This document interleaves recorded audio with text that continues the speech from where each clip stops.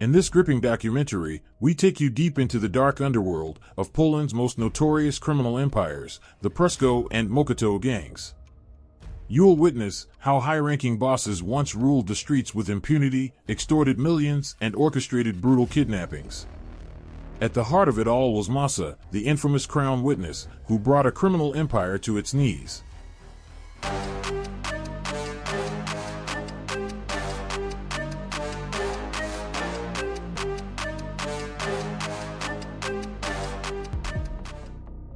On a brisk morning of May 23, 2003, precisely 22 years ago, a police vehicle sped across Warsaw, carrying Jarosław S, known by the infamous alias Masa, toward the district of Mochto. There, among the remains of wartime fortifications, a historic trial was unfolding, the prosecution of key members of the feared Pruszków Mafia. To ensure the absolute safety of their prized witness, authorities deployed an overwhelming security detail consisting of 96 elite anti-terrorist officers. These highly trained operatives were bound by strict protocol. At meticulously scheduled intervals, they had to check in with command using a specially devised code. Any deviation, a missed check-in even by a minute, would instantly trigger a full-scale alarm. Masa, wielding the unusual power granted to a state witness, dictated the terms of his participation. One of his non-negotiable demands was that no reporters be allowed in the courtroom. He had little patience for what he dismissively called scribblers. I myself pored over the dozens of volumes of his case records much later, after the courtroom drama had been relegated to dusty archives. Within those pages, the transcripts of his testimonies revealed a man bloated with confidence and arrogance, a man who knew he was untouchable. Every crime he had committed had been wiped clean from his record. His fortune remained intact. Behind him stood prosecutors who had constructed their entire case on the foundation of his words. In the courtroom, it was obvious who held the center of gravity. Jarosław S basked in the attention, responding to questions with a mix of insolence and theatrical flair. At one point, when the judge asked him, perhaps pleading more than commanding, to try and remember details about the Pruszków Mafia's extortion practices, Masa replied with a smirk that if he had been inclined to use his head, he would have done so during the investigation phase. The judge pressed on, only to be met with another dismissive shrug. He simply couldn't think at the moment. Behind thick, bulletproof glass sat 42 defendants, representing the very core of the Pruszków syndicate.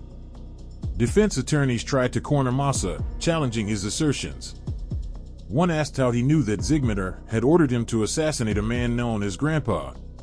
"He sent me there with a gun," replied Masa with a grin. "I don't think he intended me to shoot flower pots." Such exchanges repeated over and over again during the 18 grueling days Masa spent answering questions. Yet, despite the tension, he remained unfazed. Police commandos blanketed the area around the court, an impenetrable shield against any assassination attempts. The defendants, shackled and enraged, could do little more than hurl venomous insults across the courtroom, their threats meticulously recorded in court transcripts. The journey that brought Masa to this point had begun in June 2000, when the Warsaw court formally accepted him as a state witness. His testimony had an explosive impact. It led to the swift arrest of the leadership of the Pruszków gang. Yet the operation wasn't without mishaps. At 4 a.m., three major players, Modlin, Zaba, and Słowik, received tip-offs and evaded capture. Nevertheless, others such as Wanka, Bolo, and Parasol were apprehended. International warrants chased down the remaining fugitives. Among them, Słowik managed to stay free the longest, escaping to Spain. His criminal resume was long and well documented, dating back to the communist era. In 1978, he had been sentenced for stealing a tiny Fiat 126p car, a crime followed by an audacious prison break and subsequent recapture. Over the following decade, he refined his criminal skills, becoming an expert burglar and car thief. When he relocated from Szczecin to Warsaw, he muscled money from local restaurateurs through intimidation. A significant prison sentence for burglaries followed, but in the pivotal year of 1989, he exploited a holiday furlough and forged medical excuses to avoid returning to jail. Remarkably, in 1993, He received a presidential pardon from none other than Lech Walesa, a decision Walesa later claimed was based on deceptive paperwork presented to him. Slowik later dove into the narcotics trade, an enterprise that eventually landed him back in prison, this time serving a 6-year term for leading the Pruszków gang and orchestrating violent extortion schemes throughout the 1990s. Shortly before his expected release, new charges surfaced, implicating him, through Masa's testimony, in the 1998 assassination of National Police Chief Marek Popala. However, the Warsaw District Court ultimately acquitted him of that accusation. The revelations provided by Masa blew the lid off the romanticized underworld of post-communist Poland. Suddenly, gangster life, long shrouded in mystery, became a subject of public fascination. Thrilled by tales of Polish Al Capones, a new generation of journalism and political science graduates tried, often foolishly, to investigate organized crime themselves. One such tragic story was that of Michael J., a 23-year-old from Wooloman, who naively attempted to infiltrate the local drug scene by posing as a dealer. His body was later found bound with wire at the bottom of a river, a grim testament to the dangers still very much alive. Masa's testimony stripped away any romantic illusions. For gangsters, human life was meaningless, loyalty was ephemeral, and power was a prize guarded with brutal ruthlessness. Our News P., nicknamed Barabbas, an original founder of the Pruszków Mafia, learned this the hard way. After a prison stint for violently robbing a greengrocer, he found that upon release he had been demoted, his protégés, among them Masa, now wielding the real power.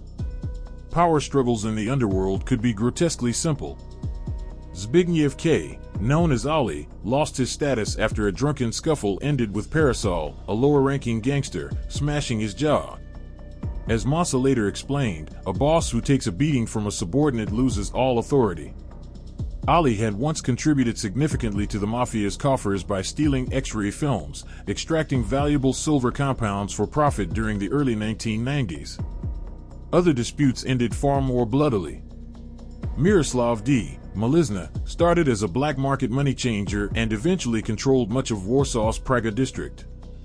But ambitions clashed when his subordinate, Marek C. Rimpelek, sought his own rise to power.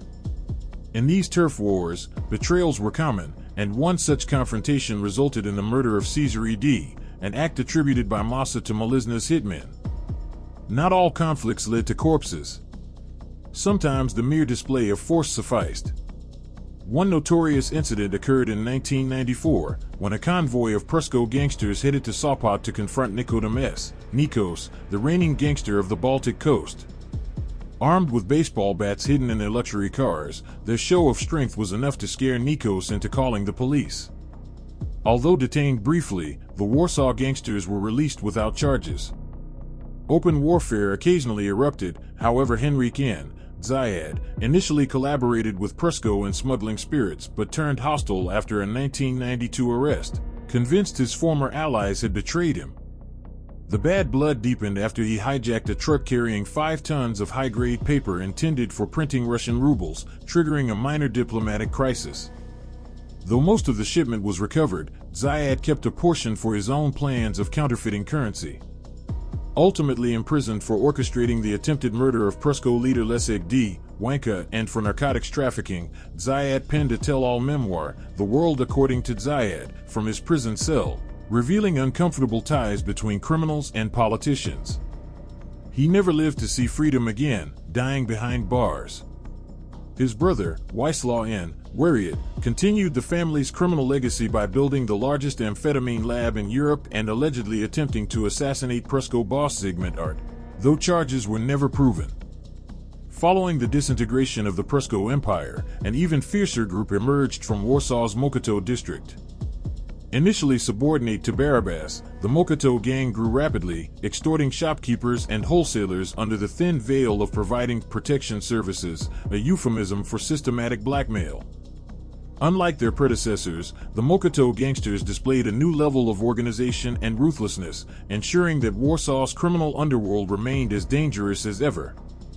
In the scorching summer of 1994, chaos erupted in the heart of Warsaw's Old Town when a violent squad from the security company Escorted burst into a string of bustling restaurants and bars, leaving destruction in their wake. The streets were alive with tourists, yet this did not deter the attackers. Instead of intervening, the police stood aside, seemingly resigned to the futility of resistance. They believed they were outgunned and outnumbered and thus chose inaction over confrontation. It was left to the outraged restaurant owners, pushed to their limit by this unchecked wave of intimidation, to take a stand. In a rare act of defiance, they announced a strike at the peak of tourist season, grinding the local hospitality industry to a halt. The fallout was immediate.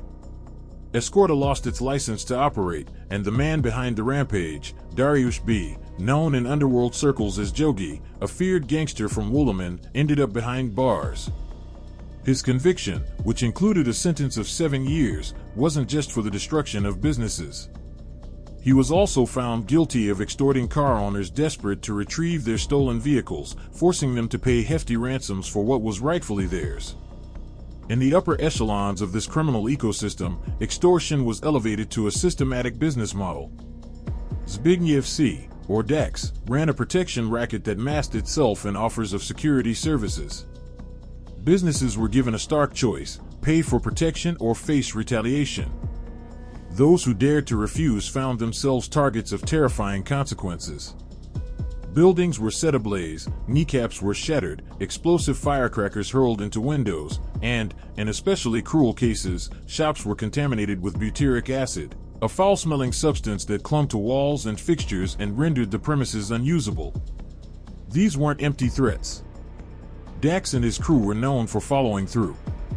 The Mochto gang, quickly rising to notoriety, became synonymous with terrifying displays of violence. One of the most chilling incidents took place on May 31, 2002, in the upscale Cliff Shopping Mall on Okapowa Street in Warsaw. Shoppers were going about their day, unaware of the horror that was about to unfold. A man calmly sipping coffee at a cafe suddenly stood up, pulled out a gun, and opened fire. The shooting claimed 2 lives and left another individual injured. It was an execution in broad daylight, a message painted in blood.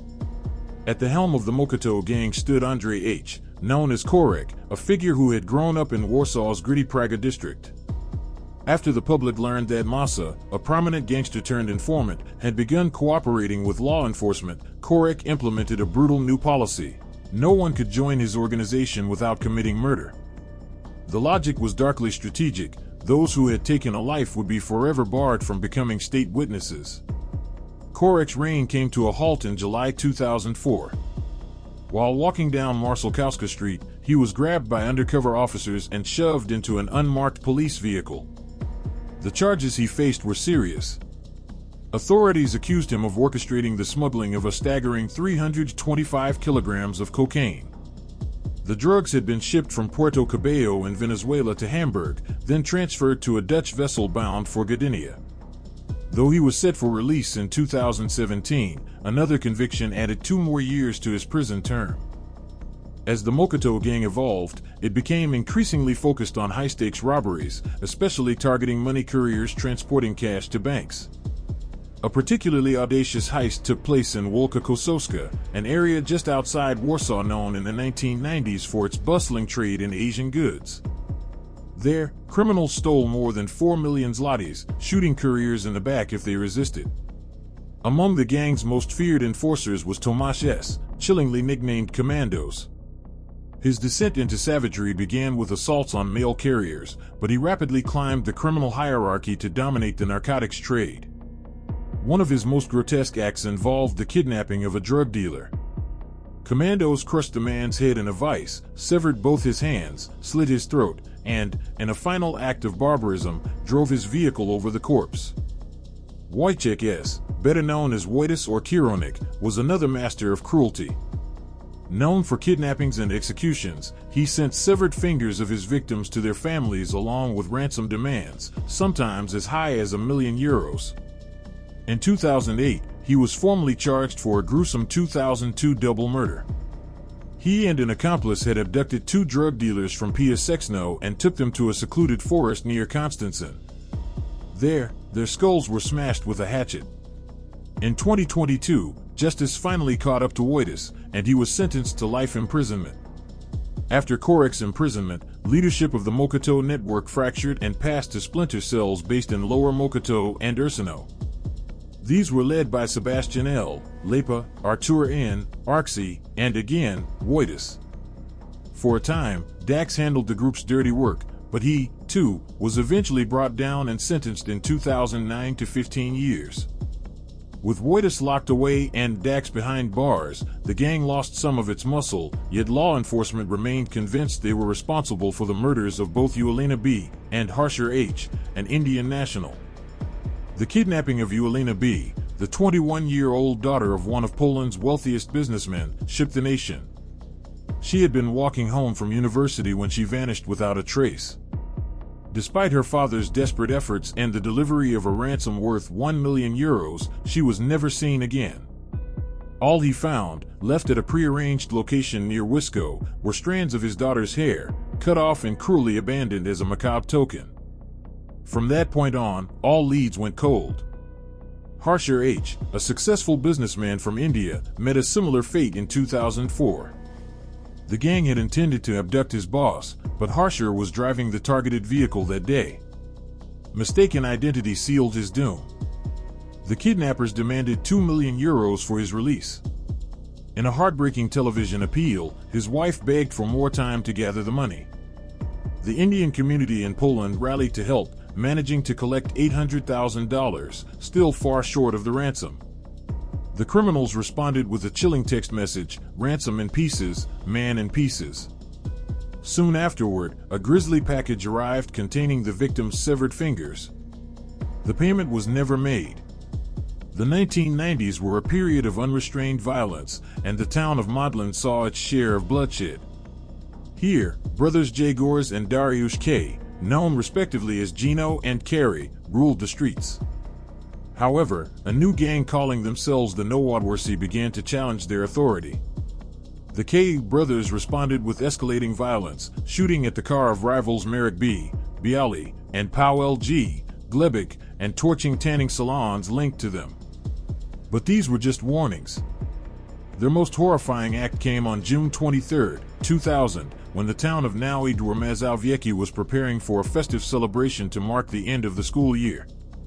At the local pub EB, frequented by rival gang leaders, assassins placed a 5-kilogram bomb under the very table they typically occupied.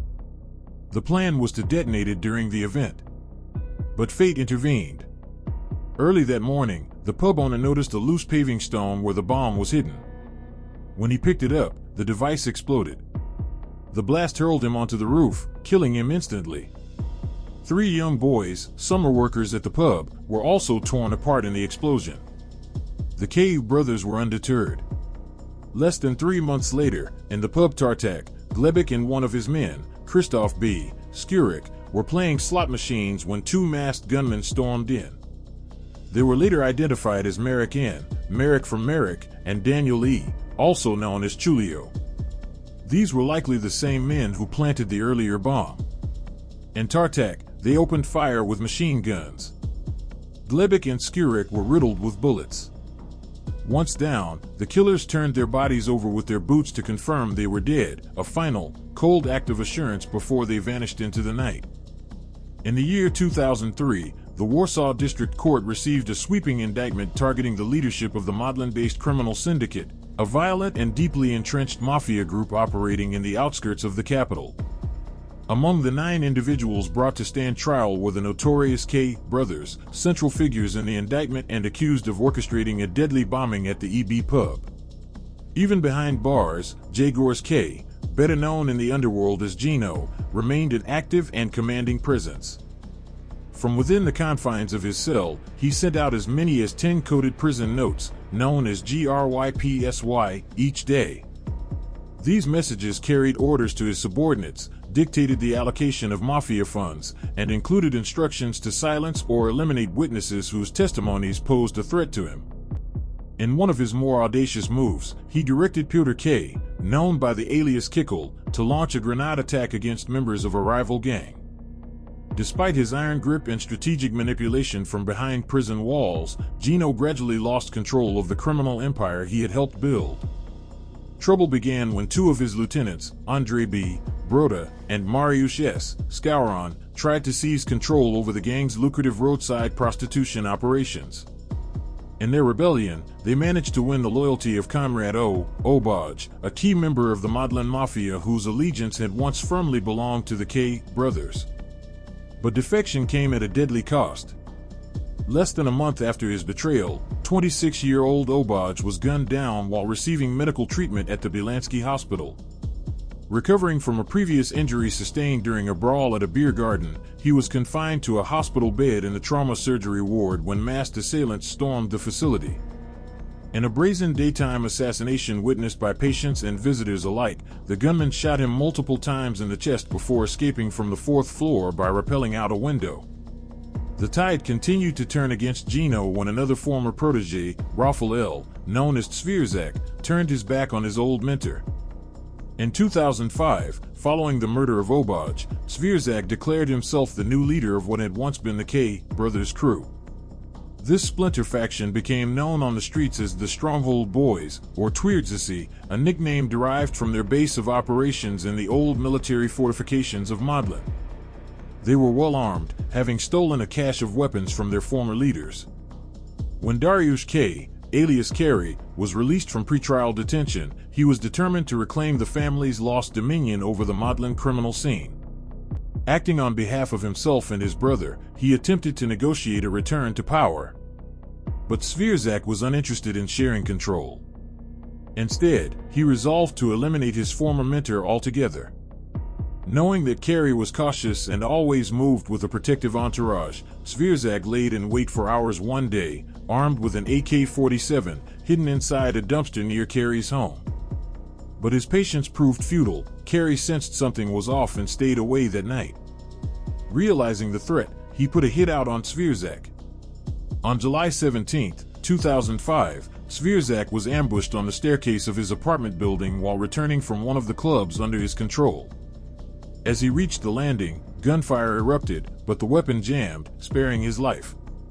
He fled in panic, shouting, "Mom, they're shooting at me." Though physically unharmed, he was shaken and obsessed with learning the identity of the assassin.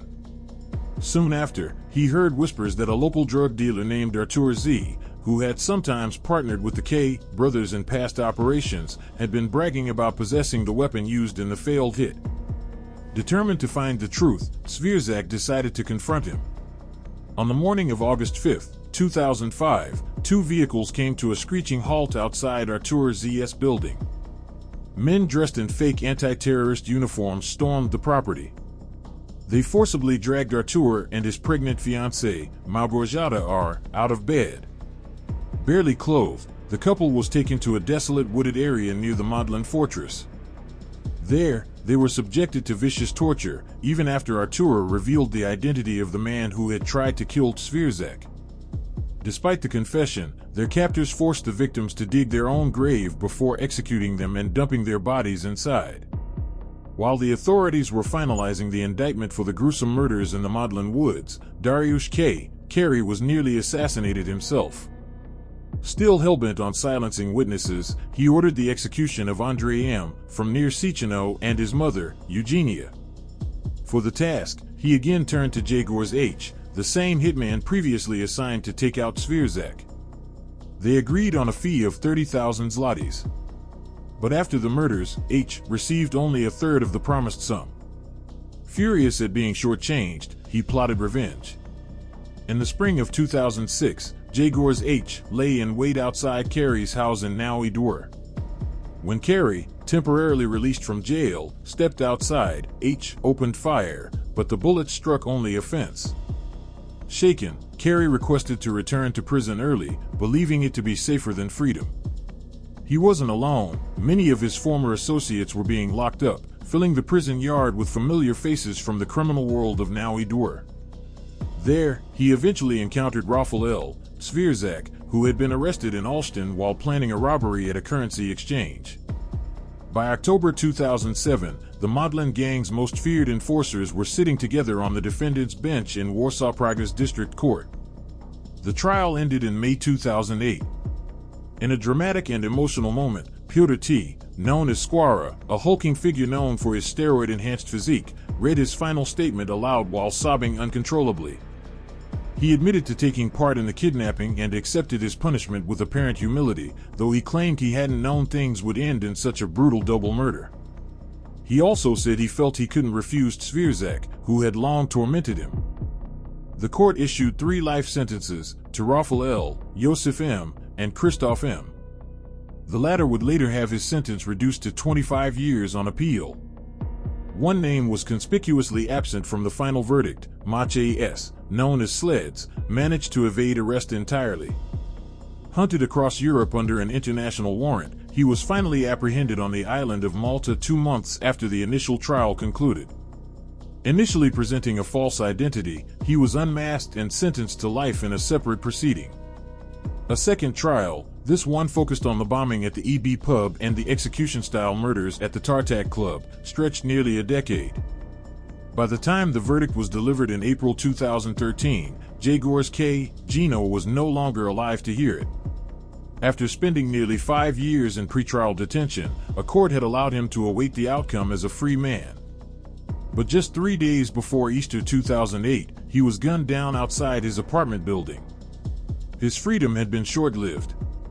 As for his brother Dariusz Kary, the court handed him a life sentence, matching the punishment given to Chulio and Marek from Marek, 2 of the main architects of the gangland violence that had once turned Modlin into a killing field. The criminal group that came to be known on the streets as the Mutants originally branched off from the Marki-based gang. Their peculiar nickname stemmed from their grotesquely distorted, muscle-bound physiques, an effect of rampant steroid use that made many of them look like caricatures of themselves. Their activities, however, were far more terrifying than their appearance. Throughout the 1990s, they carved a brutal path through the criminal underworld of Warsaw and its surroundings. They specialized in hijacking transport trucks, shaking down victims for protection money, and kidnapping individuals for ransom or punishment. Early in their criminal evolution, they targeted gun stores that were once plentiful in the Praga district. They also preyed on Eastern European traders, particularly Russians and Vietnamese, who conducted business at the bustling open-air market at Stadion Zzialicia. The Mutants would corner a group's treasurer in a nearby alleyway, and if the man hesitated to surrender his cash, he'd find a necktie looped around his throat, slowly choking away resistance. At the helm of the gang stood Andrei CZ, better known by his street alias Kikir. He had previously operated under the umbrella of the powerful Wooloman Mafia and its leader, Jacek K., alias Klepik, but over time managed to establish his own command structure. Kikir became infamous for his psychopathic tendencies. In one particularly horrifying incident, he and his men attacked the home of an elderly couple outside Warsaw. When they refused to divulge the location of their money, he tortured them, burning their skin and dousing them with hydrochloric acid to extract answers. In October 2000, not long after being granted a furlough from prison, Kikir was the target of an assassination attempt. He had been using his temporary freedom to open a nightclub in the village of Trojany. On the evening of the attack, he was returning home in a BMW with his wife when a Jeep suddenly blocked their path in the darkness. Automatic gunfire erupted from the shadows. Though wounded, Kikir managed to shove his injured wife into a roadside ditch and fled into a field. Robert P., another guest from the nightclub, came to his aid, carrying the bleeding gangster on his back to safety.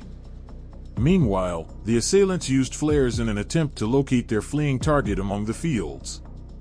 Days later, Kikir was recovering in a room at a military hospital in Warsaw's Praga district. That evening, his visitors stepped out to watch the Tyson-Golota boxing match on television.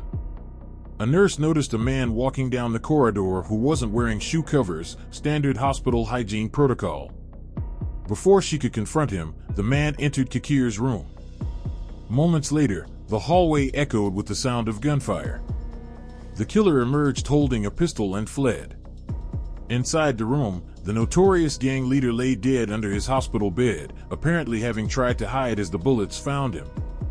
A pool of blood expanded beneath him. Investigators combed through his phone records and found that on the day of his murder, he had made or received 72 calls. Despite this, the trail went cold. In January 2002, a former Wooloman Mafia member turned state witness, Janusz CZ, informed prosecutors that shortly after the hospital murder, two members of the Marquis gang had boasted that the hit on Kikir had been ordered by Klepek himself. Unfortunately, both men vanished shortly afterward, and Klepek was killed in a separate underworld dispute, rendering this potential lead unusable. The early 2000s were marked by a grim symmetry. As gangsters died, so too did policemen.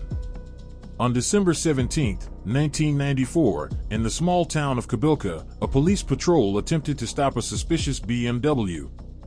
The vehicle fled, and its occupants opened fire on the officers. Artur Kostrowski, a senior constable, was shot in the head and died shortly afterward.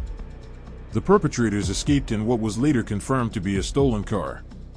In March 2002, investigators found a stolen truck filled with television sets, worth over 1 million zlotys, on a rural property near Nadarzyn.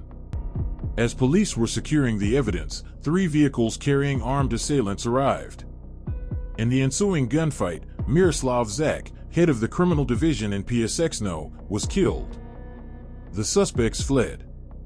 Among those believed to be involved was Jerzy B., alias Juraj, a ghost-like figure who repeatedly slipped through the fingers of law enforcement.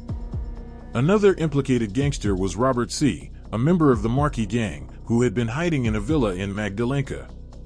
That villa became the site of one of Poland's most tragic police operations. On the night of March 5 to 6, 2003, a SWAT team of 26 officers launched a raid on the hideout. As they approached, an explosive device hidden in a flower pot detonated, killing 2 policemen and injuring 17 others. Even after the explosion, the gangsters refused to surrender. Tear gas was deployed, triggering a blaze that consumed the house. Inside, 2 charred bodies were discovered, one of them confirmed to be Robert C., also known as Silas. 2 years later, police finally captured the elusive Juraj. Then, in late 2007, a massive police operation involving 150 officers rounded up the core members of the Marquis gang. Among the 12 arrested was Adam S., who, according to a Crown witness, had helped Wojciech C., alias Chiara, execute Kikir. This testimony led to the reopening of the long-dormant Cesaro case. A new name emerged in the investigation, Rafał T., alias Toldi. Detained in an unrelated matter, Toldi saw an opportunity to secure a lighter sentence and began to talk. Over 18 lengthy recorded interrogations, he spilled secrets in hopes of earning Crown witness status. One tale he told concerned Kikir's plan to kidnap a man nicknamed Kalbar because he wanted to steal his flashy gold watch, valued at tens of thousands of zlotys. The kidnapping was also meant as punishment. Kalbar and Chiara had been hijacking trucks for their own profit, bypassing Kikir entirely. The plan involved luring Kalbar to a restaurant called PTYS in Marquis, where he would be abducted. But other members of the gang tipped off Kalbar, and the betrayal solidified the group's decision. Their leader was a liability and had to be eliminated. If he could plan to kidnap one of them, he could just as easily turn on any of the others. Even after years of investigation and dozens of courtroom hearings, no one has been definitively held responsible for Kikir's murder. He had made too many enemies. One notable adversary was Henryk N., known as Zayad, with whom Kikir had a major falling out after a failed joint operation to steal paper for counterfeiting rubles. Kikir had even threatened to kill Zayad's son, a gangster known as Mroa. In 2019, those charged in Kikir's killing were acquitted due to lack of conclusive evidence. Following the verdict, one prosecutor famously commented, "Leave gangsters alone. They'll kill each other off anyway." Indeed, during the 1990s, internal feuds among criminal gangs left the forests surrounding Warsaw littered with unmarked graves. Many victims of these underworld purges were never found. In 2003, shortly after his 20th birthday, Rafał L., alias Zwierzak, committed his first murder, a brutal initiation into the Modlin gang. Acting on orders, he killed a fellow gangster, Artur H., known as Zacha, who had been suspected of skimming from the group's profits. Zwierzak and an accomplice, Konrad O., alias Obaj, abducted Zacha from a gym in Lomianki and took him to a wooded area outside Modlin. There, standing behind the man, Zwierzak shot him in the back at close range, then fired another round into his head.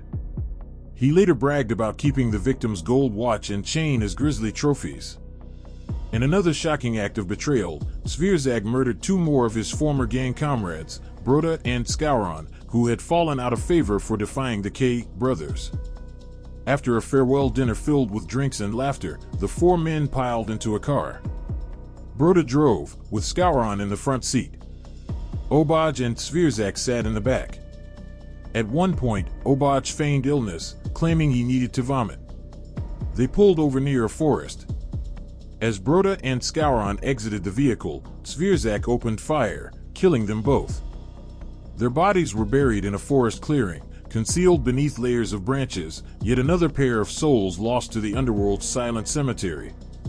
The dark and tangled web of organized crime that spread across Poland in the late 20th and early 21st centuries was not solely woven by native criminals. Foreign assassins and gang leaders also left a bloody imprint on the country's underworld. Among them was Vadim L., a Latvian gangster who had embedded himself in the criminal undercurrent of Poland since 1997. He was the leader of a violent brigade that operated with ruthless efficiency. Vadim L. was not merely a foreign mobster, he was a cold-blooded killer with the blood of at least 7 of his own associates on his hands. One victim, Igor S., was executed simply because his fingerprints had been found on the charred remains of a getaway car used in a kidnapping operation. This lapse of caution was, in L's eyes, an unforgivable betrayal. The other murders were equally brutal and stemmed from the gang leader's suspicions that his comrades had cheated him during the division of profits from various heists.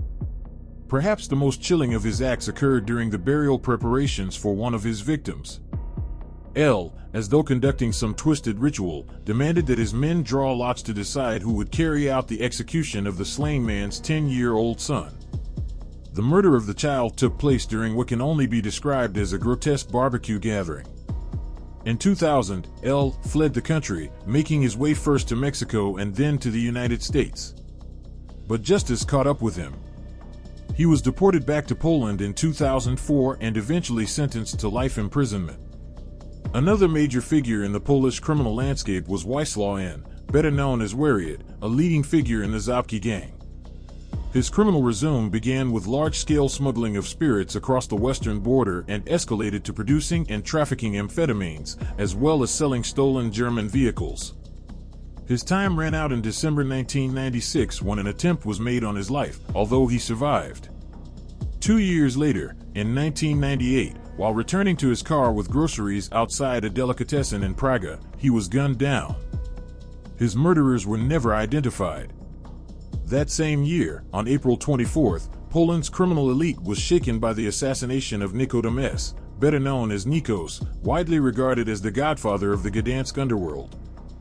He was shot dead while dining with a friend at the Las Vegas escort agency in Gdynia.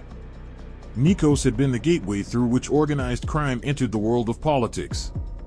He courted influence by gifting expensive foreign cars to political figures, vehicles he had smuggled during the communist era when he resided in Hamburg. After returning to Poland illegally via Austria in the early 1990s, he came under legal scrutiny. In 1996, a trial began in Gdansk, where he stood accused of leading a car theft ring.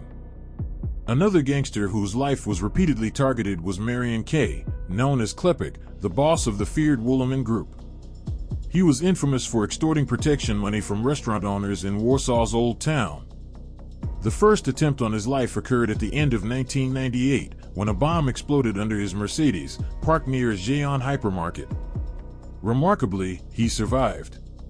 Suspicion fell on one of his own men, Karol S., who had grown resentful over the lion's share of profits being siphoned off by Klepik and his deputy Lutek.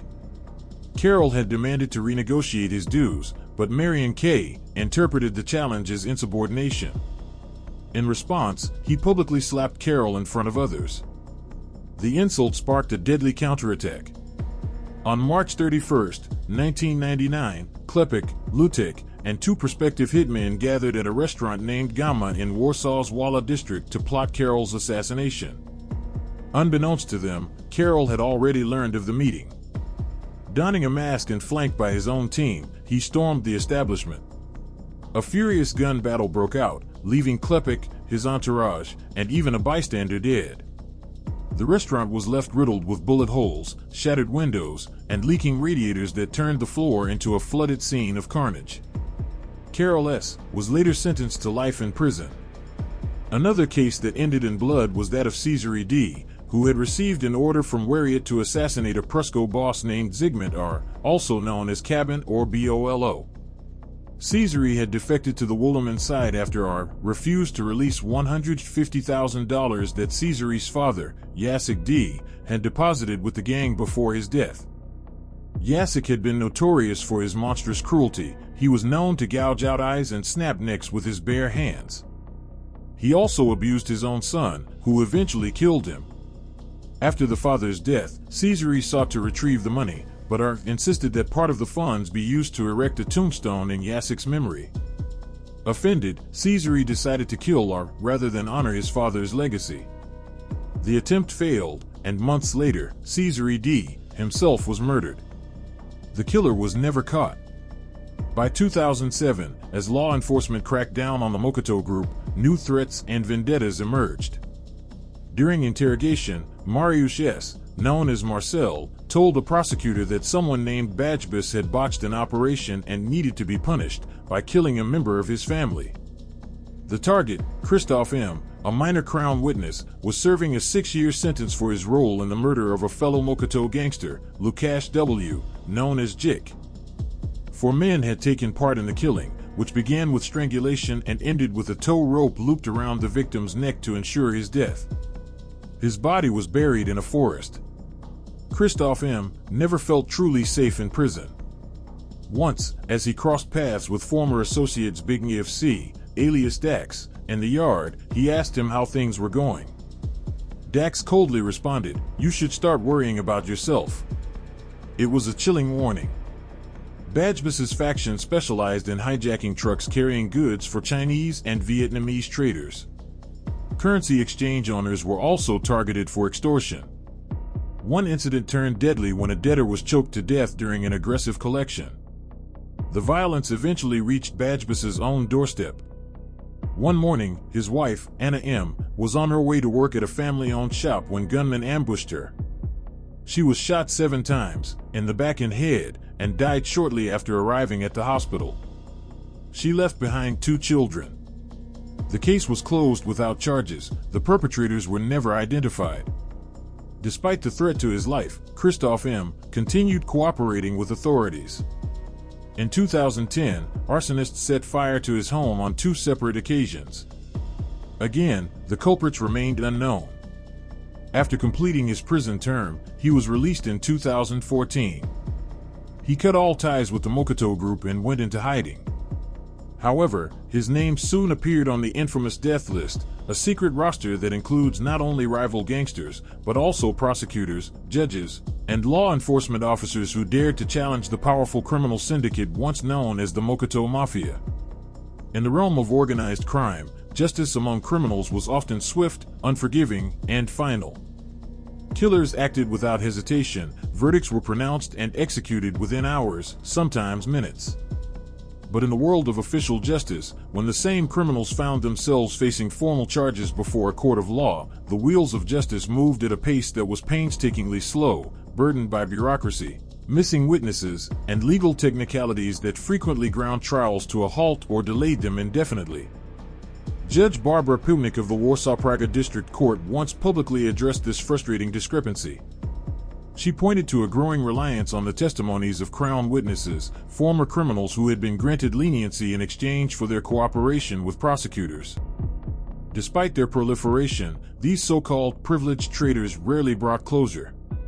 Their testimony, while colorful and dramatic, often lacked sufficient corroboration. As a result, many of the most egregious crimes, especially abductions for ransom, remained legally unresolved for years, if not permanently shelved due to failure to identify the perpetrators. This was precisely the outcome in the case of a young man abducted from his university, his father a wealthy businessman in the agricultural sector. He was returned home safely only after his family paid a staggering 500,000 zloty in ransom. Yet, the investigation hit a dead end. The prosecutors never identified the kidnappers, and the case was officially closed. In December 2010, the much-anticipated trial of the so-called finger-cutting gang from the notorious Mochto syndicate finally commenced. Their involvement in a series of violent kidnappings had been exposed by an insider, Jarosław M, who was angling for a deal under Article 60, seeking significant sentence reduction in exchange for his cooperation. However, when summoned to testify, he simply disappeared. Another key witness, a gangster referred to as CZ, had also agreed to assist prosecutors, only to vanish soon afterward during a routine trip to a grocery store in Zabki. A letter allegedly written by him was later received by investigators, in which he retracted his previous testimony, claimed it had been coerced, and apologized to his criminal peers for the inconveniences he had caused. His whereabouts remain unknown to this day. Another baffling case involved Krzysztof D., a real estate developer from Woolman who had no known enemies or debts. In March 2004, he was abducted by two masked men. His wife later received a cryptic message instructing her to check a trash bin near the police station in Zabki. There she found a small jar containing a cassette tape. On it, her husband's voice pleaded for help. He said he was being held in a freezing basement, had been badly beaten, and that his captors were demanding $1 million, threatening to sever his fingers if their demands were not met. He begged her not to involve the authorities, fearing it would cost him his life. She managed to negotiate the ransom down to $130,000 and, following their instructions, dropped the money off in a wooded area around midnight. The next morning, she found her husband walking barefoot along the train tracks near Zabki. A week later, prosecutors closed the investigation due to lack of leads. A separate kidnapping occurred on the evening of December 7, 2004. Wojciech D., the owner of a towing service, received a phone call from someone claiming his wife's vehicle had broken down on a forest road near Piaseczno. Wojciech arrived within 15 minutes, only to be ambushed by four men who emerged from the bushes, tackled him, and bound him with tape before stuffing him into a vehicle. They transported him to an abandoned house, where he remained for 2 weeks, shackled to a radiator, receiving minimal food and no communication. Just as suddenly as it began, the ordeal ended. The kidnappers dropped him off on a deserted road in the middle of the night and told him to count to 100. When he finished counting, he realized he was alone, without a phone, cash, or identification. His kidnappers were never identified. In January 2005, Vladimir W., the owner of a cardboard packaging factory, had just dropped off his daughter at kindergarten when three men in what appeared to be police uniforms rushed up to him, forced him into a car, and placed a bag over his head. He was taken to a residential flat, where he was kept blindfolded and restrained for 10 days. His release came only after his wife paid a ransom of €160,000. Predictably, that investigation was also closed without arrests. Eventually, the man believed to be behind these brazen kidnappings stood trial. Jarosław K., known in criminal circles as Wojciech, father, was living a double life. Officially, he served as the elected head of a village near Warsaw, respected in his community. Unofficially, he was a ruthless racketeer who coordinated kidnappings, extortion schemes, and monitored police communications through illegal scanners. Arrests began in July 2005. Among those taken into custody was Michael K., a low-level criminal from Zabki.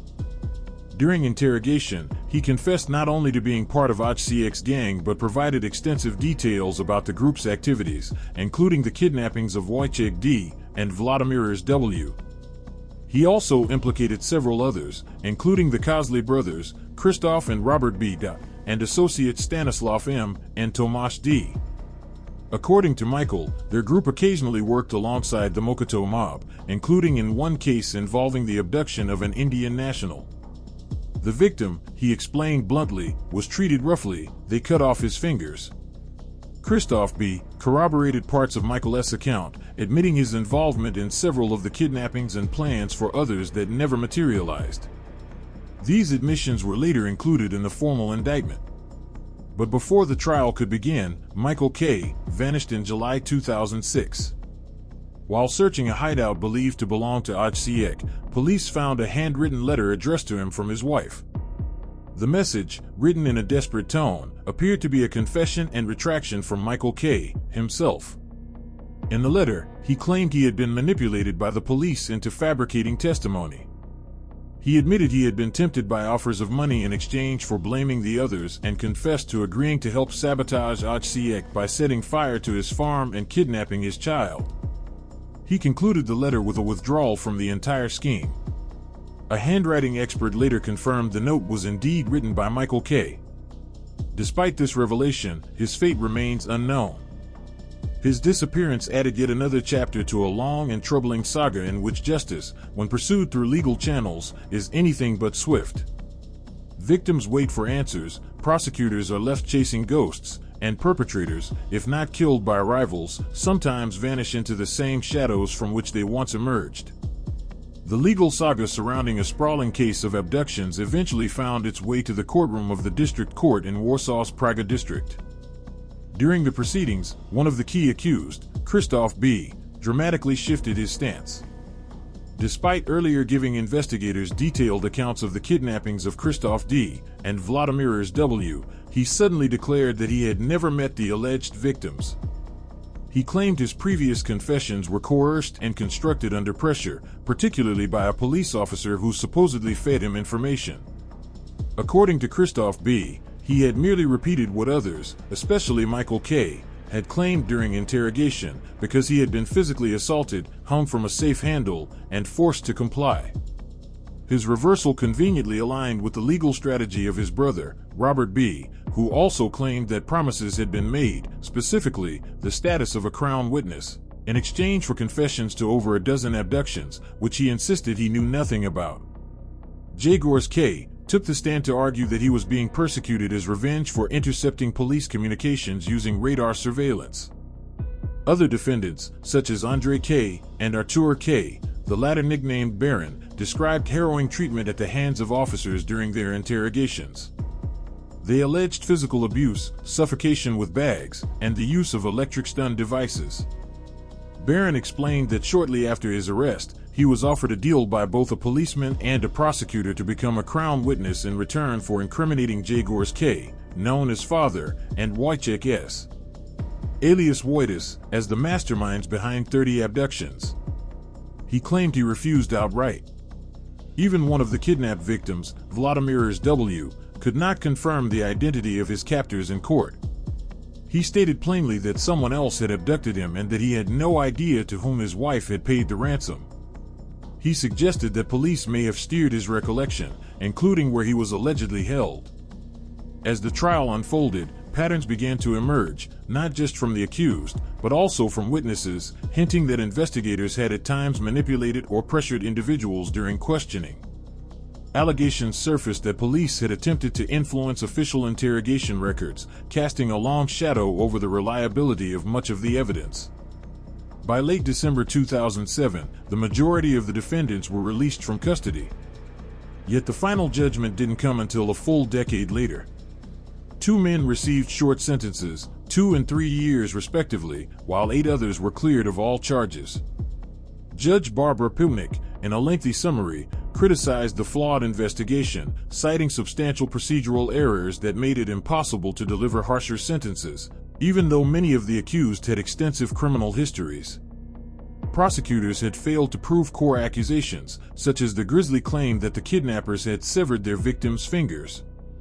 An appeals court ordered a complete retrial, assigning a new panel of judges to the case.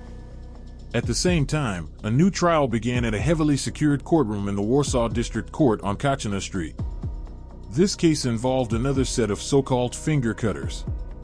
The prosecutor lamented that only recently had members of the notorious Mochto crime group begun cooperating with authorities.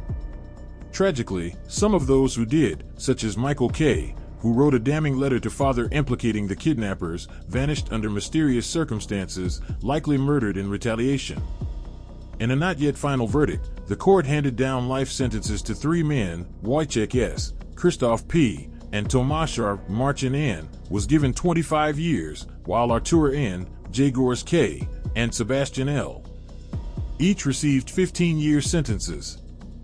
This marked a breakthrough. It had taken 16 years, but at last, some of the actual finger cutters were behind bars. Interestingly, only Jarosław K. and Sebastian L. had appeared on the original indictment list during the earlier Praga trial. Around the same time, a retrial concluded for the group previously acquitted in 2016 by the Warsaw Praga District Court. This time, the outcome was different. Jarosław K., or father, received a cumulative sentence of 10 years. The court concluded that while he may have led a criminal organization, it could not be proven beyond reasonable doubt that he had founded a group dedicated to abductions. The individuals involved belonged to multiple crime syndicates, such as those based in Mochto and Ursino, complicating the case. In December 2017, another sentence made headlines.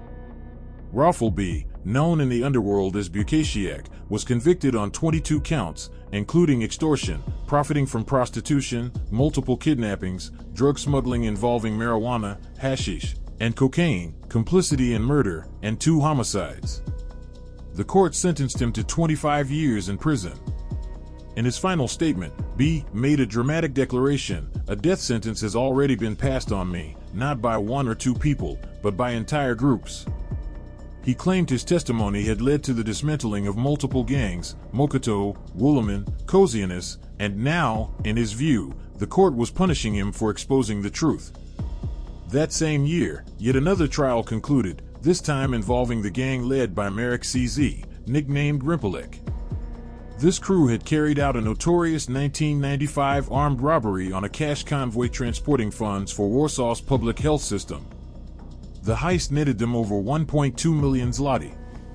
The court sentenced 3 of the gang members, Rimpelek, Marek R., and Jerzy Beat, to 25 years each for the brutal murder of a fellow gangster, Witold K., whom they suspected of cooperating with law enforcement. Meanwhile, the infamous Slovak, Andrzej Z., along with Leszek D., Wanka, and Janusz P., Parasol, returned to jail after being charged with orchestrating a large-scale VAT fraud scheme. Andrzej Z., once a powerful figure in the Pruszków gang, had earlier been released on 200,000 Polish zloty bail after serving 3 years. But his time outside was brief. In November 2022, he was arrested again, this time for trafficking drugs inside Warsaw's Białolika detention center. He currently faces 4 separate criminal cases.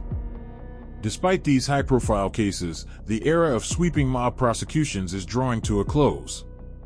The roster of active trials is shrinking, and the nature of the crimes is evolving. Today's investigations benefit from a surge in so-called 60ers, lower-tier crown witnesses named after Article 60 of the Penal Code. Unlike the notorious big crowns, who sometimes grow arrogant and difficult to control under protection, these lower-level informants have proven more reliable. One such informant, Jarosław K., alias Myron, abused his special status by traveling across Poland to collect extortion payments. In the summer of 2020, he went so far as to steal an entire ATM by tying it to his car and driving off. Another major trial is now looming. The once famous Crown witness Masa faces charges for 17 crimes allegedly committed between 2012 and 2015. These include financial fraud, bank scams totaling nearly 669,000 zloty, bribing a senior police intelligence officer, giving false testimony, embezzlement, orchestrating phony traffic accidents to claim insurance, and fencing stolen goods. He faces a possible 10-year prison sentence.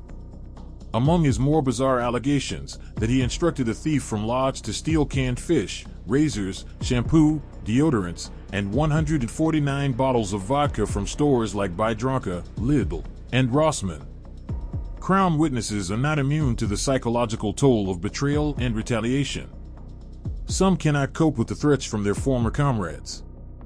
On September 29, 2009, 40-year-old Andrzej L., nicknamed Rygus and a small-scale Crown witness, was found dead in his prison cell. He had dressed in a suit, written farewell letters, and taken his own life.